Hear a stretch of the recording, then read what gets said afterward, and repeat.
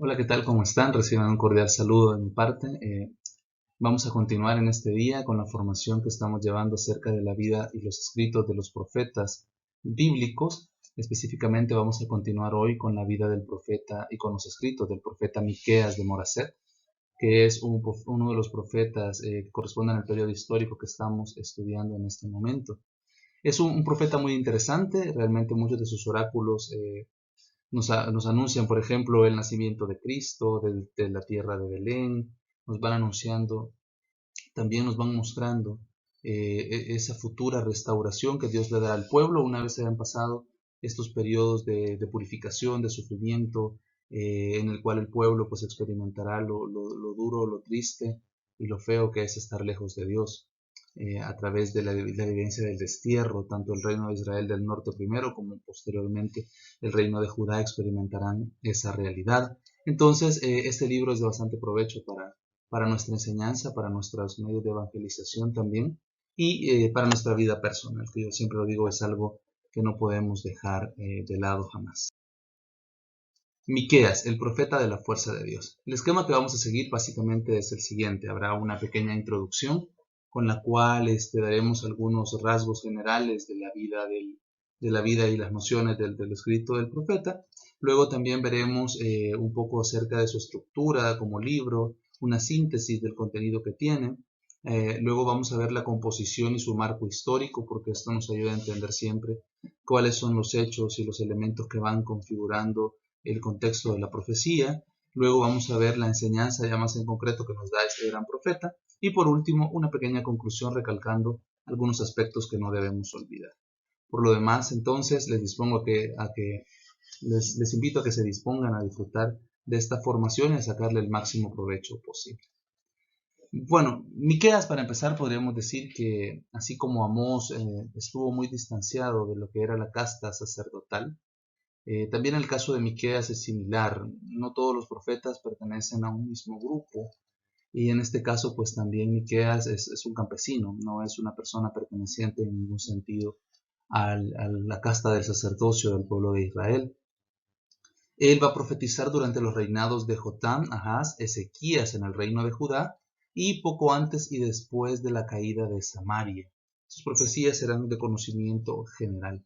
Su lenguaje es concreto, a veces es bastante fuerte el lenguaje que usa, al igual como lo hizo Oseas, por ejemplo, que utilizaba imágenes y un lenguaje recriminatorio bastante fuerte, o como lo haría el mismo Amós al momento de hablar de las cuestiones sociales.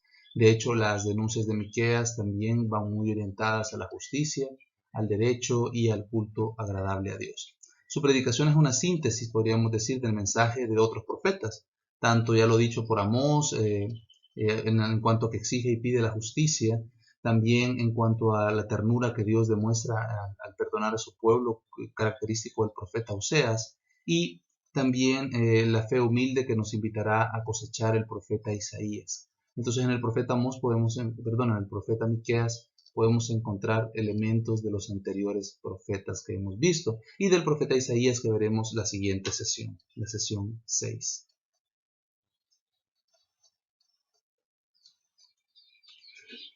Su predicación es una síntesis, decíamos, del mensaje de esos profetas, por consiguiente, similitudes entre estos libros y la profecía del profeta Miqueas.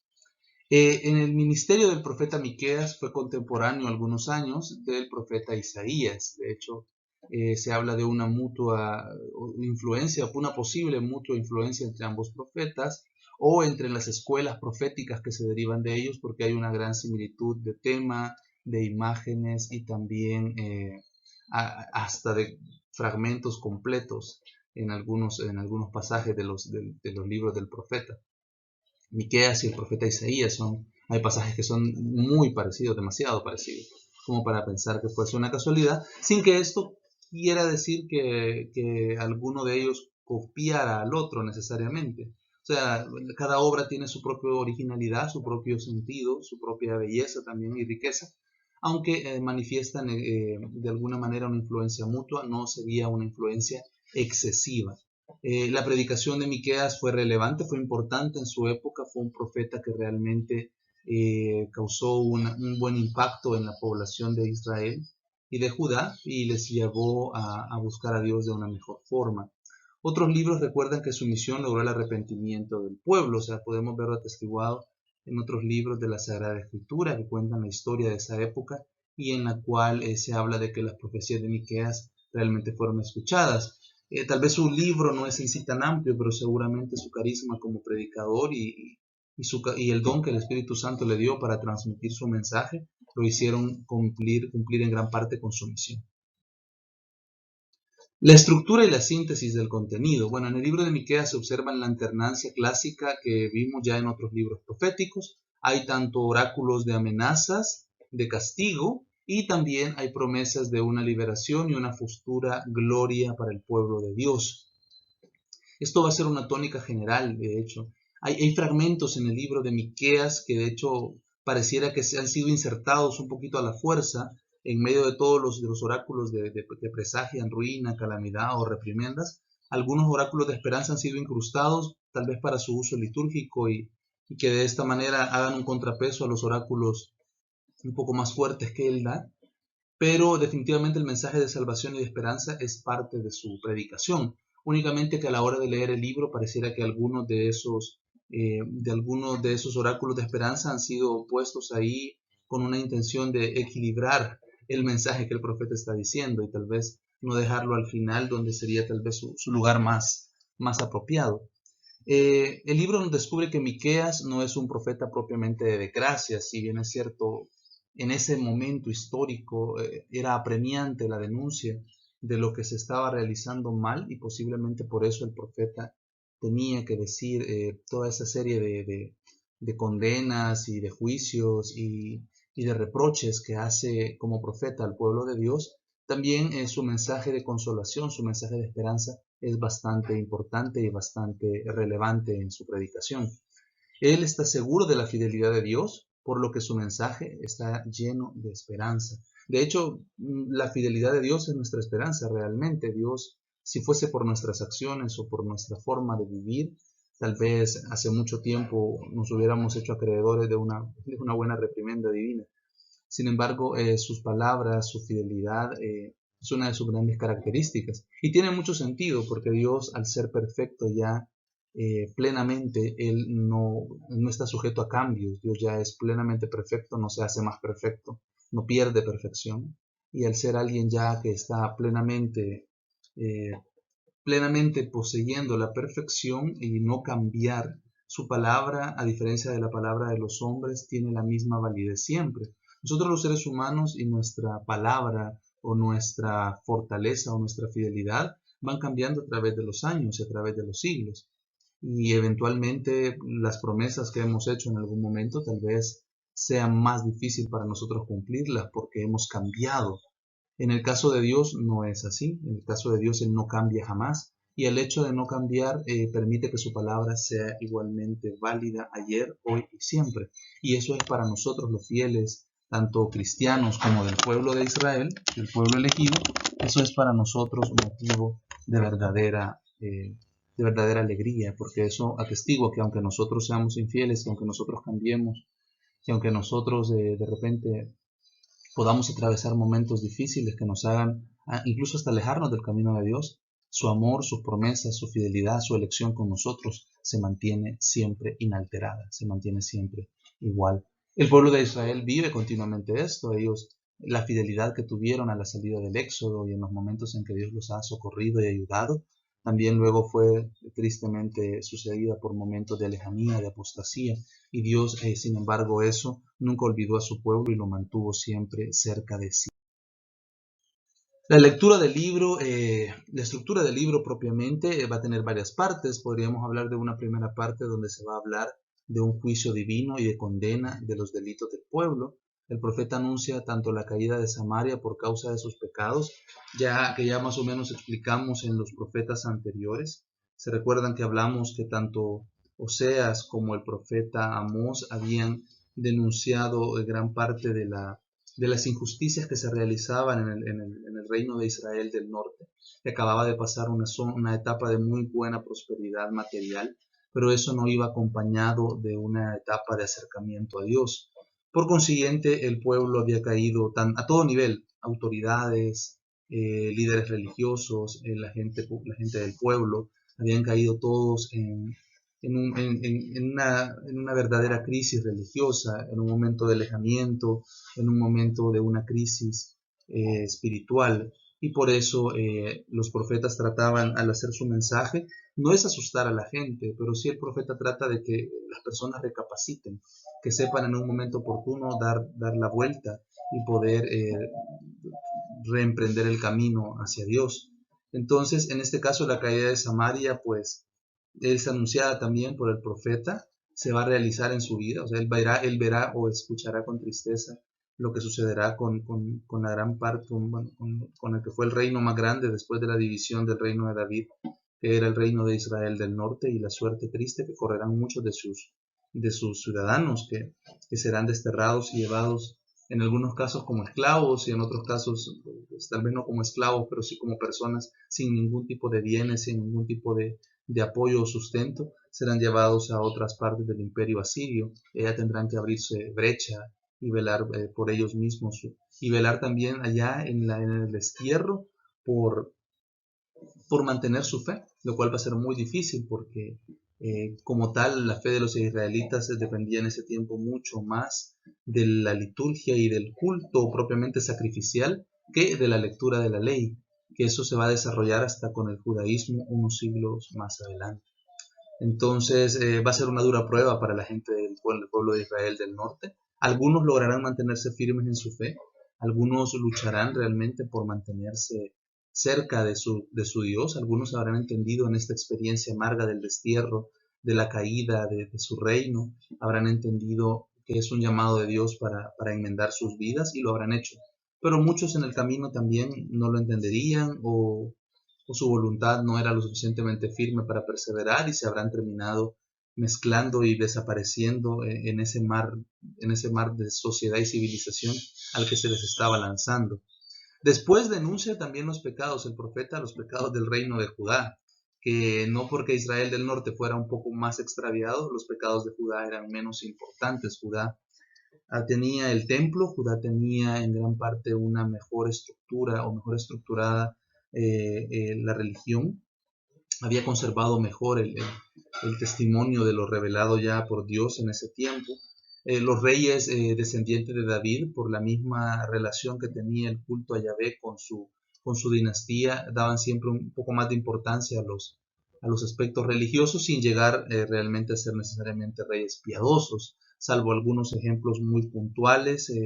La tónica era que los reyes, independientemente de ser descendientes de David, pues siempre dejaban mucho que desear, aunque en un sentido tanto político, económico como religioso, posiblemente el juicio bíblico siempre sea mejor para los reyes de Judá, porque mantenían el templo y la religión al Dios verdadero y buscaban de alguna forma limitar la influencia extranjera, aunque nunca lo hicieron con todo el empeño que pudieron.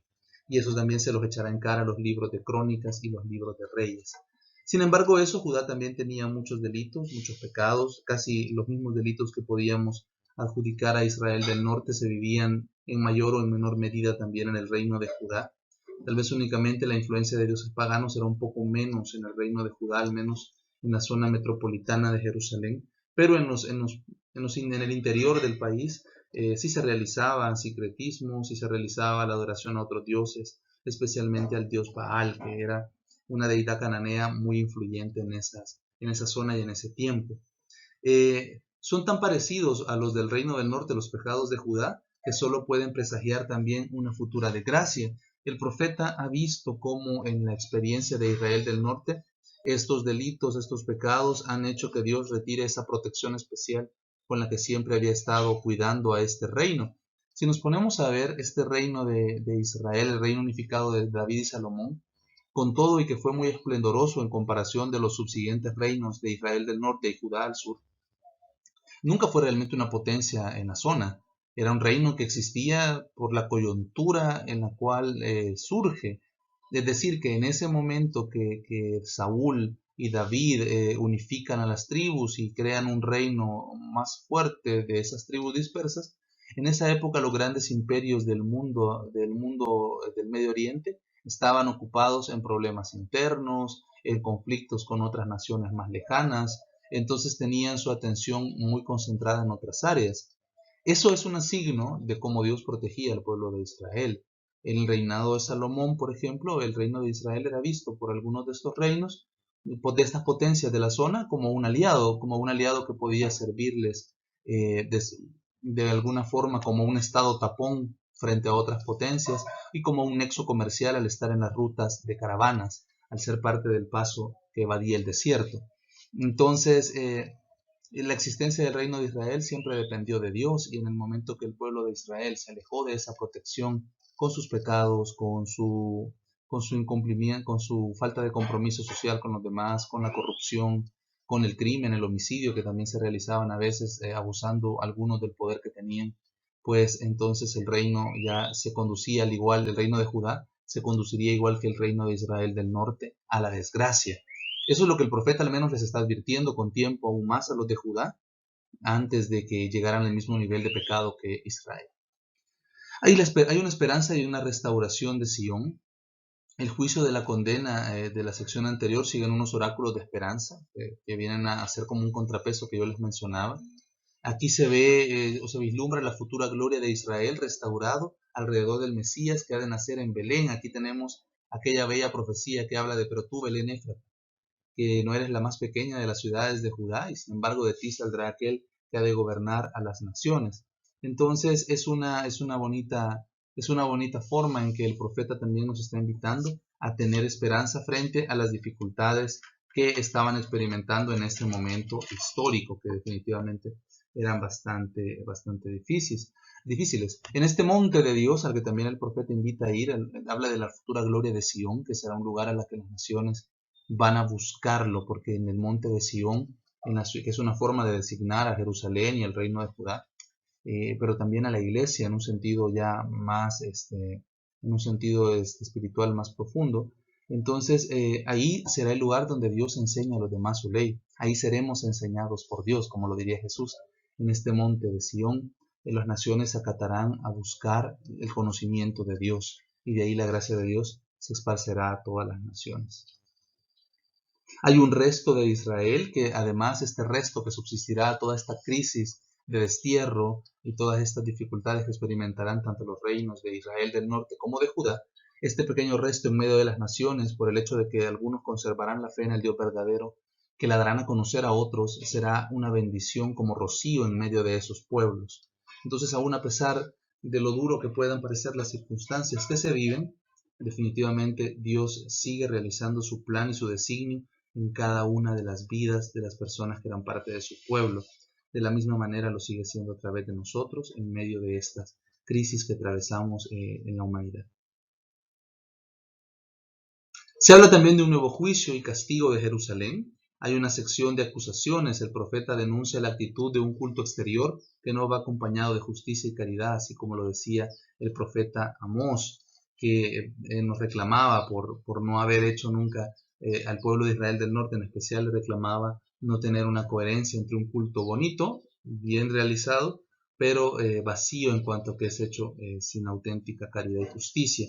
Se lo dirá luego en este libro, se lo dirá de una forma más clara al pueblo.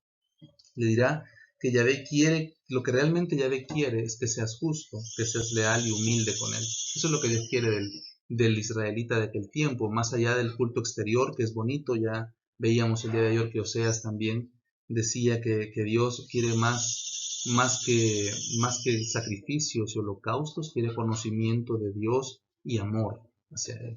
Entonces aquí el profeta Miqueas también nos está hablando en esa misma línea.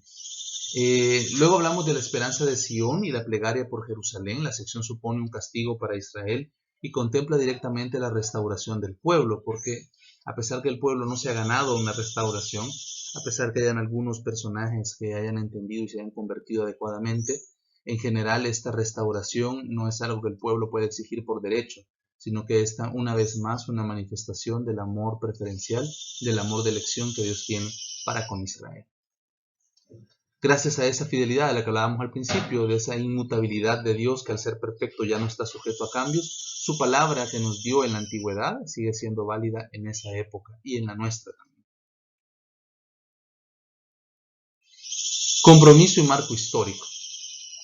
Bueno, Miqueas nació en Moraset, Moreset, no en Morazán, no nació en Morazán, sino que nació en Moreset, pueblo situado a unos 35 kilómetros de Jerusalén, está en la área del reino de Judá.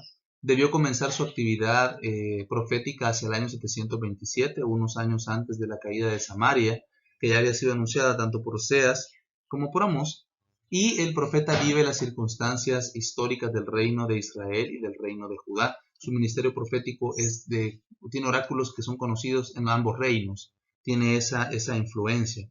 Sus expresiones son fuertes, son directas, es ingenioso. Uno leyendo sus oráculos realmente no los encuentra aburridos por la viveza de las imágenes que usa, los signos y también la fuerza con que las aplica. Realmente llegan realmente a impactar a aquel que las lee. No me imagino incluso qué bueno o qué impresionante de haber sido escucharlo en vivo con sus gestos, con su voz y con el acento que le daría seguramente a aquellos puntos más importantes. Sus expresiones son fuertes y directas con frecuentes juegos de palabras en que alterna el significado. A veces los juegos de palabras que se usan en la Biblia nosotros no los captamos del todo porque ya estamos viendo una versión traducida de las escrituras y por tanto no es tan evidente la similitud de algunas palabras que se utilizan.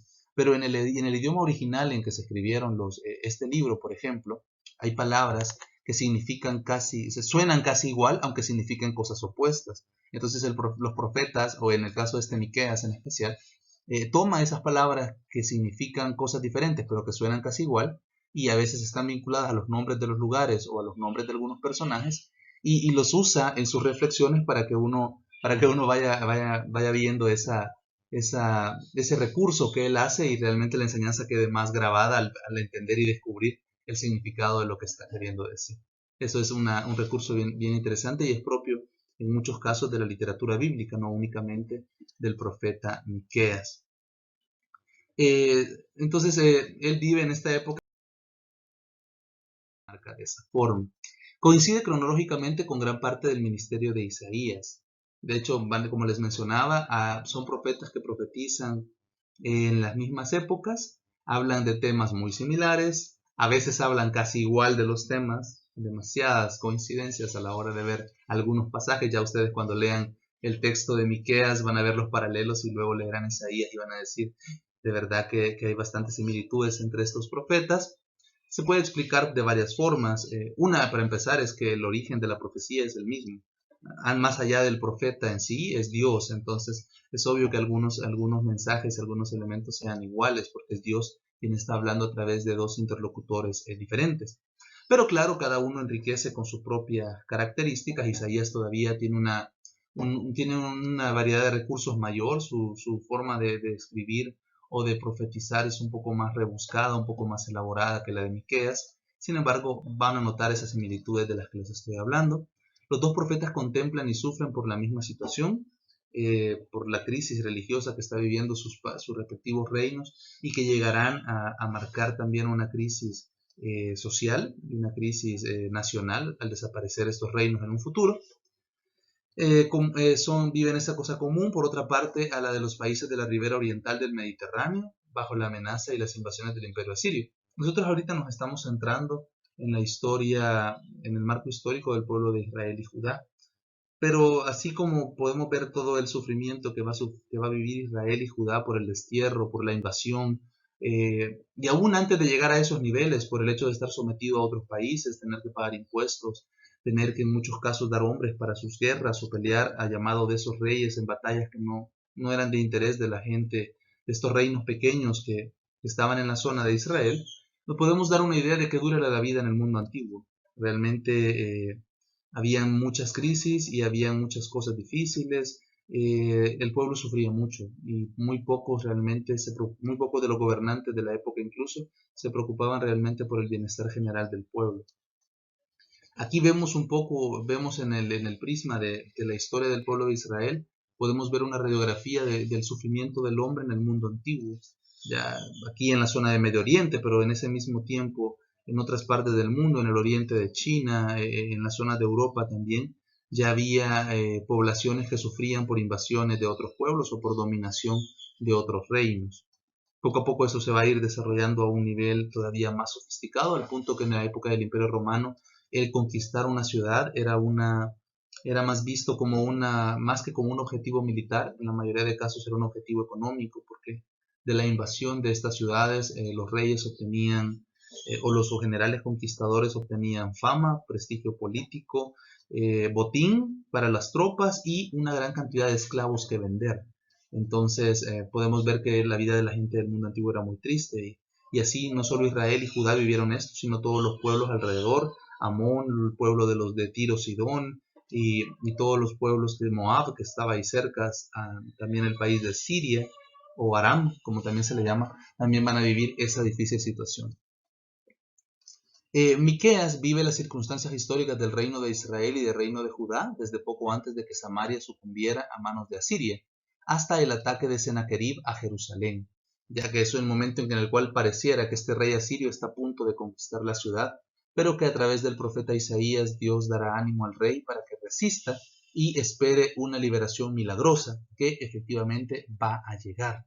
Ese es el contexto en el cual se da aquella profecía de la Virgen que dará a luz. Es para dar ánimo al al rey Ezequías ante esta futura o esta posible invasión que gracias a Dios no se realiza en esa época. Sus oráculos se refieren a los dos reinos, no únicamente predica para el norte, sino que también lo está haciendo para el sur, para el reino de Judá, que va a subsistir unos siglos más antes de también caer bajo la dominación de una nueva potencia, ya no de Asiria, que después de esta etapa va a entrar en un periodo de declive, sino bajo el poder de Babilonia, la potencia emergente, que en una primera instancia se independiza de Asiria, logra dominarla y conquistará todo lo que antes había sido el imperio asirio, de una forma más directa.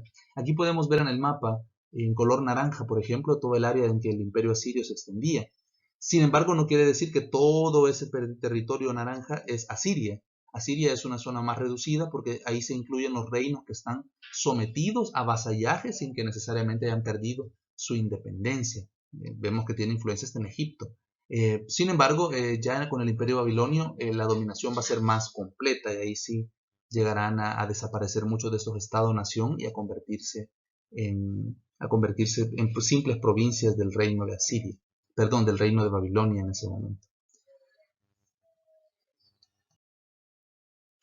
Sin embargo, Miqueas, a diferencia del profeta Isaías, no parece haber estado implicado personalmente en las decisiones del gobierno. La predicación de Miqueas, si bien estaba dirigida a todo el pueblo, no tuvo él quizá el prestigio personal o las conexiones necesarias para llegar hasta la casa real de los reyes descendientes de David, cosa que sí hará Isaías. Isaías estará muy de la mano del rey Ezequías en muchos de los momentos difíciles que este rey va a tener que afrontar y le dirá, o la parte de darle ánimo, le dirá también qué es lo que Dios espera de él en esos momentos. Ezequías es uno de los mejores reyes de Judá, desde el sentido de religioso, militar y políticamente. Tampoco fue un mal rey, pero de hecho tuvo algunas previsiones muy interesantes. Pero, sin embargo, aquí el juicio que da la Sagrada Escritura siempre es en un sentido religioso y entonces ve a este profeta como un verdadero, a este rey como un verdadero ejemplo. De hecho, quizás es de los 3 o 4 reyes de Judá más destacados, junto a Josías y algo otros que están por ahí. La valentía de Miqueas en la denuncia profética de las injusticias sociales en Israel y Judá recuerda la audacia que tuvo en su momento el profeta Amós, en cuanto que supo ver con delicadeza cómo muchas actitudes que eran comúnmente aceptadas en la sociedad de ellos no reflejaban en ningún momento el sentir de Dios respecto a la justicia, a la solidaridad y al amor al más débil. El influjo que tuvo en la vida social y política parece haber sido mucho menor que el de Isaías, lo fue de esa forma, por lo que les explicaba, porque él no tuvo conexión con la casa real y con los círculos de la nobleza, como sí los tuvo el profeta Isaías. Profetizó para el pueblo, eso es importantísimo también, y esa quizá fue su misión, y quizá por eso Dios tuvo a estos dos profetas a la vez, porque mientras uno se enfocaba o tuvo un impacto más fuerte en Israel del Norte y también en el pueblo de Judá, pero en las capas sociales más populares. Mientras tanto, Isaías predicaba a otros grupos que también necesitaban escuchar el mensaje de Dios. Las expresiones de Miqueas son fuertes y directas, con frecuentes juegos de palabras, pero en conjunto quedan lejos del vigor y de la perfección poética de Isaías. Cada quien tiene sus cualidades y eso no desmerita el trabajo profético de ninguno. Ya es como que nosotros nos pusiéramos a sentir mal porque tal vez alguna persona tiene una forma mejor de expresarse que nosotros. Dios nos ha llamado a servirle y ha contado con los medios que nos ha dado y con que hemos desarrollado. Y ahí no tenemos que sentir ningún tipo de malestar si de repente alguien tiene mejores recursos. Eh, yo deseara tener un mejor equipo para hacer estas clases en línea, sin embargo no lo tengo. Y el micrófono yo sé que a veces suena como que muy fuerte cuando empiezo a hablar. Pues, pero es lo que tengo y me debo sentir contento de poder usarlo para poder realizar ese trabajo. Igualmente, cada uno de nosotros debería sentirse bien de los dones que tiene, perfeccionarlos, eso sí, en la medida de lo posible, pero no por tener mejores o menores cualidades para realizar esta labor, nos debemos sentir mejor o peor que otros, ya, porque Dios nos ha llamado a cada quien a hacer una misión y si somos obedientes, no tengamos duda que la cumpliremos. La enseñanza del profeta. Miqueas muestra una profunda preocupación por los pecados de Israel y por los pecados del pueblo de Judá. Estos pecados han provocado en algunos momentos el abandono y el castigo de Dios por un tiempo. Cuando hablamos del castigo de Dios, hay que tener claro que Dios sí puede castigarnos, es decir, Dios puede corregirnos, Dios puede castigarnos si Él quiere, eso no tiene nada de malo pensar que Dios castigue. Ahora, no todas las veces que la Biblia ve o enfoca algo como castigo divino, necesariamente es que así sea. O sea, muchos de los males que el pueblo de Israel sufre no tienen su origen definitivamente en Dios, sino que pueden tener orígenes muy diversos. Ahí entraría toda la doctrina moral que conocemos sobre el bien, sobre el mal moral y el mal físico, por ejemplo. Cuando hay malestares o situaciones feas que se experimentan que no tienen nada que ver con Dios, sino únicamente obedecen a procesos propios de la naturaleza, de las fuerzas naturales o de los organismos que existimos. Ya una enfermedad muchas veces tiene su origen en una genética o en un mal hábito que hemos ido desarrollando y no es un castigo divino necesariamente. O igualmente un terremoto o una catástrofe natural así. Pero en la mentalidad oriental de aquella época todo se veía como una acción directa de Dios. En última instancia, Dios sí interviene en el sentido de que Él permite que estas cosas pasen o no evita que sucedan algunas de estas cosas como una forma de darnos una lección, como una forma de irnos probando, como una forma de mejorarnos, pero no lo veamos desde un sentido limitado como lo hacía la gente de aquel tiempo, pensando que Dios está intachable e implacablemente castigando a diestra y siniestra. Lo puede hacer, o sea, Dios tiene la autoridad para hacerlo, somos sus hijos también, y sabiendo que es alguien que nos ama, no deberíamos dudar que cualquier castigo que Él realizara directamente es para nuestro bien, pero la gran mayoría de estas catástrofes no son cosas directamente queridas y realizadas por Dios, son cosas que vienen como consecuencia en la gran mayoría de nuestras decisiones libres y personales. Una mala política exterior del parte del pueblo de Israel y de Judá los llevará a ser conquistados por otras naciones. Lo que Dios aquí, su intervención en lo que radica es en que permite estas cosas. Porque normalmente si el pueblo hubiera estado más cerca de él, si el pueblo realmente se hubiera acercado a él y hubiera estado obedeciendo sus designios que le decía a través de los profetas, muy seguramente el pueblo de Israel hubiera afrontado esta crisis de una manera diferente. Tal vez no hubiera sido una potencia militar capaz de vencer a estos reinos. Digo, tal vez no, porque con Egipto sí lo pudo hacer, aunque era un pueblo que no era pueblo. Pero muy posiblemente Dios les hubiera dado otras salidas, tal vez algún otro tipo de alianzas o alguna otra forma de solventar esto. Sin embargo, en estas épocas que se han alejado de Dios, se encuentran realmente en conflicto con Él, Él ha tomado a bien permitir estos hechos difíciles que van a vivir para que entiendan la gravedad peor de alejarse de Él. O sea, la conquista y la desaparición del reino de Israel, que ellos ven como una gran tragedia, realmente no es nada agradable, pero, pero realmente no tiene comparación con el vivir la eternidad lejos de Él, que es la peor y la más terrible de las desgracias que puede vivir una persona o un pueblo. Entonces, ante esa terrible posibilidad que ellos enfrentaban de que sus pecados los llevaran a una vida sin Dios en la eternidad, pues Él permite estas crisis menores, que son fuertes, sí, pero menores a esa otra que les digo, para que ellos se enmienden y se corrijan. Posiblemente también es el sentido de esta enfermedad que estamos atravesando o de la forma en que se está queriendo mitigar el control de la enfermedad. Posiblemente estos momentos de soledad y aislamiento en el cual no podemos realizar lo que quisiéramos, aunque pensáramos que lo que quisiéramos es bueno, pues también Dios lo ha permitido porque de esto saca una gran ganancia para nosotros. Yo creo que el mismo hecho del cultivo de la vida familiar en muchos casos, y ustedes lo verán al final de todo este proceso, cuando compartan su experiencia de la cuarentena, muy seguramente algunos habrán aprovechado este tiempo para conocer mejor a sus hijos, para poder dialogar mejor con ellos, para poder a lo mejor compartir algunas cosas con sus cónyuges que tal vez por lo ocupado de la tarea apostólica ya no lo podíamos hacer con tanta frecuencia, y verán en eso como Dios sacó de este mal aparente un bien mayor. Eso es nuestra esperanza y es lo que como cristianos creemos y sabemos. Entonces, estas circunstancias, cuando Dios las permite, por eso no quiere decir que Él creó el virus y que lo mandó algún ángel a tirarlo por ahí para que la gente se enfermara, ni mucho menos. Si estuviéramos en la época de los profetas Miqueas, tal vez así se hubiera expresado, porque la gente lo veía de esa forma y así lo entendía. Estábamos en una etapa de la revelación bastante arcaica, donde no habíamos comprendido mejor ni la naturaleza ni el sentir de Dios. Hoy en nuestra época sabemos que Dios no es el origen de ningún mal, lo tenemos con claridad. Eso no quita su omnipotencia. Él en el fondo es quien decide si pasa o no las cosas, pero obedece también a otras cosas como la libertad de las criaturas, que Él tampoco la interviene, y las consecuencias que muchas veces de nuestros actos, Él sí permite que las vivamos para poder tener eh, una mejor... Eh, una mejor vida después de haber experimentado y analizado todo eso. Estos pecados, decíamos, han provocado el abandono y el castigo de Dios un tiempo. Las secuencias de denuncias de inequidades, llamadas a la conversión y promesas de liberación divina, marcan la atención y el núcleo del mensaje. O sea, el profeta va a denunciar muchas cosas malas de la época, injusticias, por eso habla de inequidades, habla de injusticias, invitaciones a la conversión, promesas de una liberación futura, y más bien, van a marcar como la tónica general del libro. El profeta se enfrenta con el falso sentido de seguridad que muestra el pueblo y sus gobernantes. Falso sentido de seguridad de aquel tiempo y del nuestro, porque hoy en día también hay personas que piensan que por ser católico, que por llevar una vida moralmente más o menos buena, de que no mato a nadie, no robo, no hago daño, no necesariamente por eso ya estamos súper bien y Dios está comprometido y obligado a protegernos y hacer lo que le pidamos.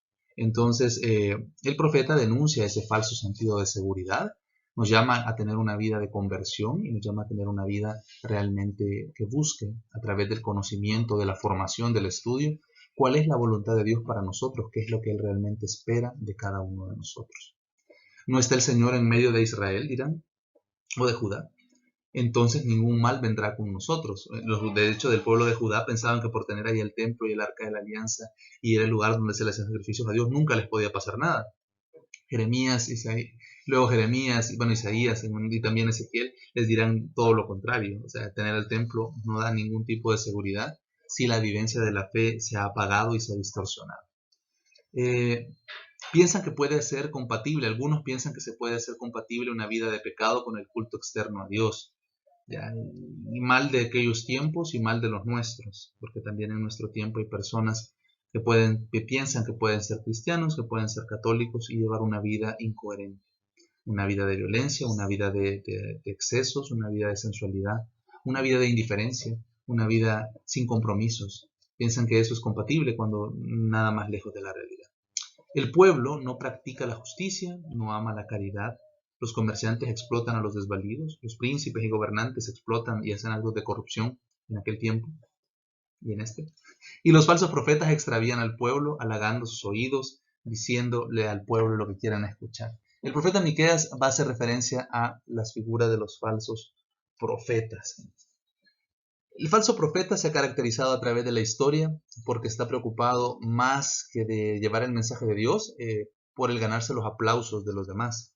En ese sentido, el falso profeta siempre le dirá a la gente lo que quiere escuchar. Y el profeta Miqueas llega a hacer una imagen muy divertida con esto. Llega a decir que los falsos profetas le dicen paz a aquel que puede pagarles algo. Pero si uno no les puede pagar nada, le pronostican las peores desgracias. De esos falsos profetas habían en aquel tiempo varios, siempre les iba muy bien. En el libro de Reyes podemos ver la historia de algunos de esos falsos profetas que recibían gran estima y remuneración por sus oráculos. Le decían a la gente, le acallaban la conciencia a la gente diciéndole las cosas que las personas quieren escuchar. A veces hoy en día también falsos profetas existen fuera de nuestra iglesia y a veces hasta dentro de nuestra iglesia, personas que no invitan nunca al pueblo a llevar una vida más coherente en la fe, sino que únicamente les dicen cosas bonitas para que la gente esté contenta y se sienta bien, sin que necesariamente eso implique una transformación o una conversión interior plena.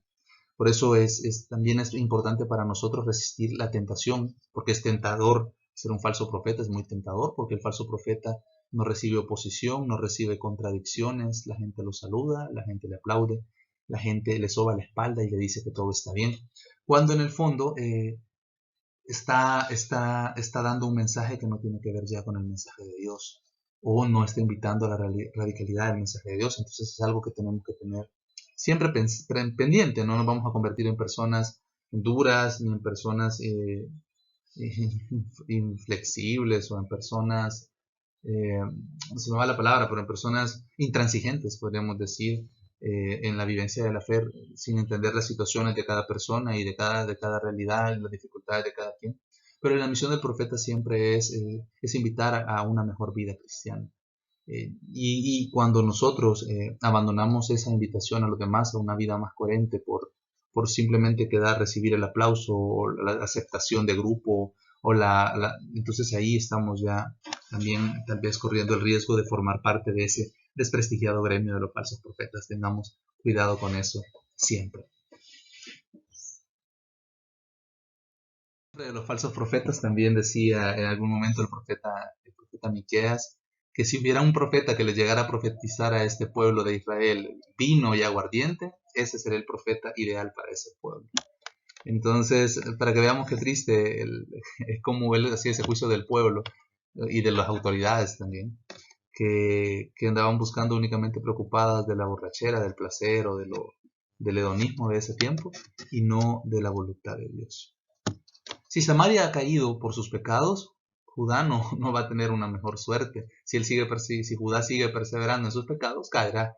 Esto lo va a desarrollar todavía con una fuerza y una brillantez a la hora del uso de las palabras e imágenes. El profeta Ezequiel, cuando haga la parábola de las dos hermanas, Ola y Oliva, donde hablará de Samaria y de Jerusalén como de dos hermanas que a la vez son prostitutas.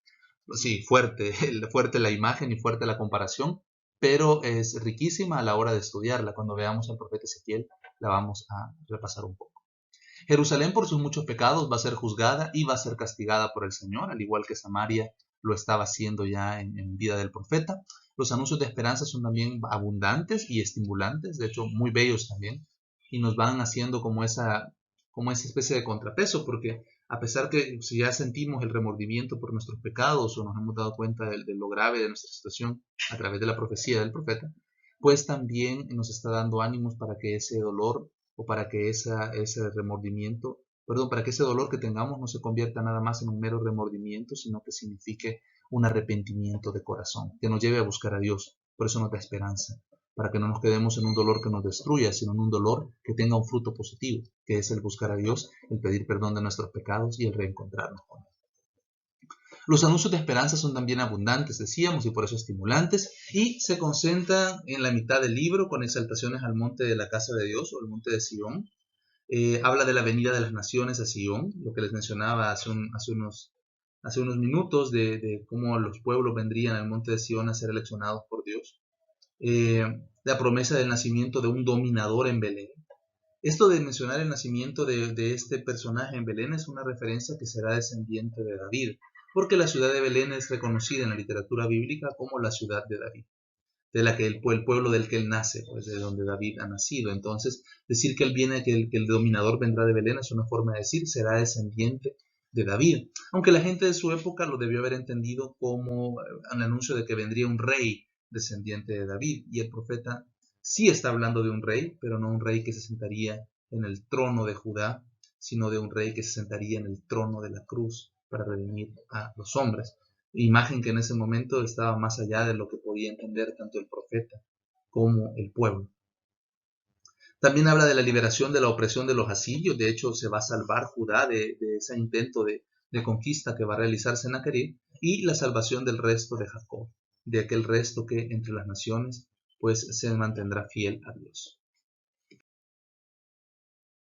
El libro de Miqueas va a presentar semejanzas con otros profetas, por ejemplo con Amós, porque hablan ambos de denuncias de injusticias sociales, también Miqueas lo va a decir.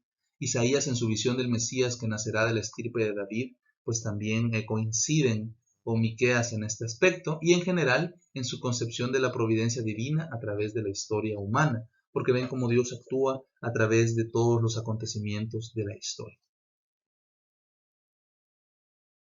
Como conclusión, podemos quedarnos claros con la idea de que Miqueas nos muestra una gran preocupación por los pecados del pueblo de Israel y de Judá, y sabe y les dice que esos pecados a lo largo de generaciones les han acarreado un castigo de Dios, o que Dios permita, mejor dicho, que padezcan ciertas circunstancias y ciertas dificultades. El libro descubre que Miqueas no es un profeta de desgracias, sino que es el altavoz de la llamada del Señor a la conversión. Él está seguro de que la fidelidad a Dios, y por eso, perdón, él está seguro de que Dios es fiel, y por eso su mensaje está siempre coloreado por la esperanza de la salvación futura. De hecho, quizás que incrustaran esos pasajes de esperanza en medio de sus profecías de reclamo o de condena, realmente es algo, por eso el Espíritu Santo lo permitió, es algo que le viene a dar bastante equilibrio al libro, para que de esa forma la impresión o el mensaje que nos deje no deje de tener incluida una vocación a la esperanza. De hecho, quizás es lo más bonito que podríamos tener para este día, tener la vocación de que, independientemente de todo lo que pueda ocurrir a nuestro alrededor, Dios está llevando la historia hacia el fin bueno que Él tiene preparado para nosotros. La historia del mundo y la historia de cada uno de nosotros. Bueno, y con eso estaríamos terminando lo que teníamos preparado para este día acerca de la profecía del profeta Miqueas de Moraset. No de Morazán, sino de Moraset. Para mí ha sido un gusto compartir esta formación otra vez con ustedes. Les invito a que, si no han visto los videos anteriores, los vean para poder llevar la continuidad. Y a que también pues, vayan aprovechando de leer los libros de los profetas. Es una riqueza impresionante la que podemos obtener en cada uno de ellos. Por otro lado, también les pido también que nos mantengamos siempre en oración, unidos por nuestro país y por el mundo entero. Por mi parte ha sido un gusto, nos vemos y que Dios los bendiga y nos regale pronto el volvernos a ver en la oficina y a comer los churritos que ponen ahí. Nos vemos.